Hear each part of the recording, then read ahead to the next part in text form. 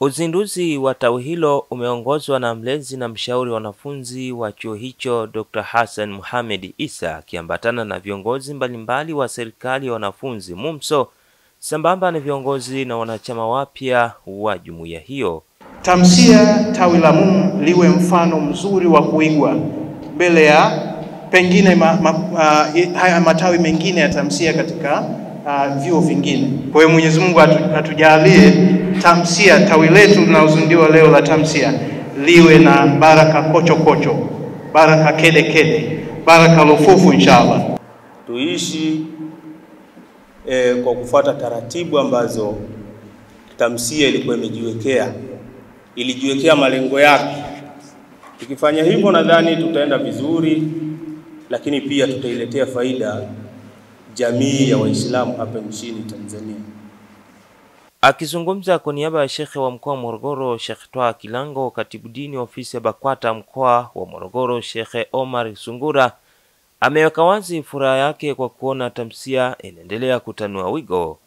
Mimi nimemwakilisha Sheikh wa mkoa, tumefarijika sana kwa sababu hili jambo limefanyika kwa mara ya kwanza hapa chuoni na limetushirikisha viongozi na wataasisi mbalimbali na viongozi wa dini.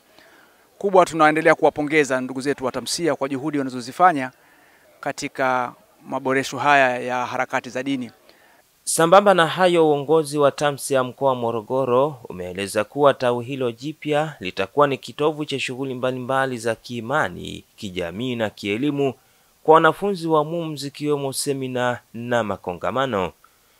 Ushauri wangu kwa hili tawi jipya ambalo limeanzishwa hapa katika Chuo Kikuu cha Waislamu cha Morogoro, kwa viongozi pamoja na wanafunzi wengine walobakia, ni kufanya mambo yao kwa ushirikiano ili kuweza kutimiza ile plani ya tamsia ambayo imejiwekea. Tutafanya career council, ushauri na saha kwa watu mbalimbali ili kuweza kufanikisha ile dhana ya kuondoa umaskini, mmomonyoko wa maadili, maradhi na ujinga inafikiwa. Kwa hiyo hili ni jambo kubwa na ni jambo adhimu ambao sisi kama wanafunzi wa Chuo Kikuu cha Waislamu Morogoro tunafurahika nalo na tutajivunia nalo kwa kiasi kikubwa. Nimefurahishwa sana na huu uzinduzi wa tawi la tamsia katika Chuo Kikuu cha Waislamu cha Morogoro. Maana lengo kubwa hasa ni kuwasaidia vijana sasa na kuzalisha vijana wa Kiislamu ambao wako vizuri kimaadili, lakini pia katika taaluma zao waweze kuwa vizuri. Nikiripoti kutokea hapa mkoani Morogoro, Ramadhan Idilimu wa Mahasin TV.